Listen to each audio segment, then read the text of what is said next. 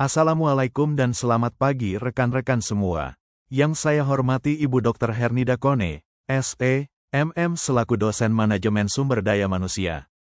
Perkenankan saya Doni Ariesta Putra Dewanto untuk membawakan presentasi mengenai evolusi manajemen sumber daya manusia. Hari ini, kita akan membahas perjalanan menarik manajemen sumber daya manusia atau MSDM dari peran tradisionalnya hingga menjadi mitra strategis bisnis saat ini. Kita juga akan menelaah tantangan dan peluang yang ada, serta bagaimana kita merencanakan masa depan SDM melalui perencanaan strategis dan pendekatan diagnostik yang efektif.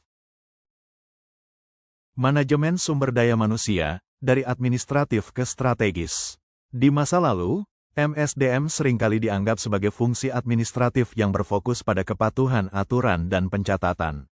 Karyawan dilihat sebagai biaya yang harus dikelola. Namun, saat ini, MSDM telah bertransformasi menjadi fungsi strategis. Kita berfokus pada pengembangan talenta dan budaya organisasi. Karyawan dipandang sebagai investasi utama, dan keputusan kunci SDM kini didorong oleh data dan strategi bisnis yang lebih luas. Kita lanjut ke slide berikutnya, tantangan dan peluang manajemen sumber daya manusia di era modern. Lingkungan bisnis saat ini penuh dinamika dan ketidakpastian. Tantangan terbesar kita adalah menghadapi digitalisasi yang mengubah jenis pekerjaan dan mengelola tenaga kerja multigenerasi dengan ekspektasi kerja yang sangat berbeda, khususnya dalam konteks kerja fleksibel dan dinamis.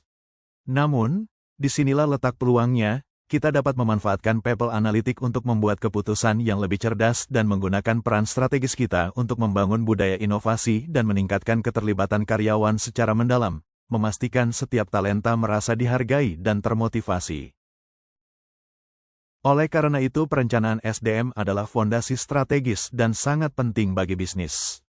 Ini bukan hanya tentang mengisi posisi yang kosong, tetapi memastikan kita memiliki talenta yang tepat, dengan keterampilan yang tepat, di waktu yang tepat, untuk mencapai tujuan bisnis. Prosesnya meliputi peramalan permintaan, yaitu memproyeksikan kebutuhan di masa depan. Setelah itu, kita melakukan analisis kesenjangan untuk mengidentifikasi defisit atau surplus talenta.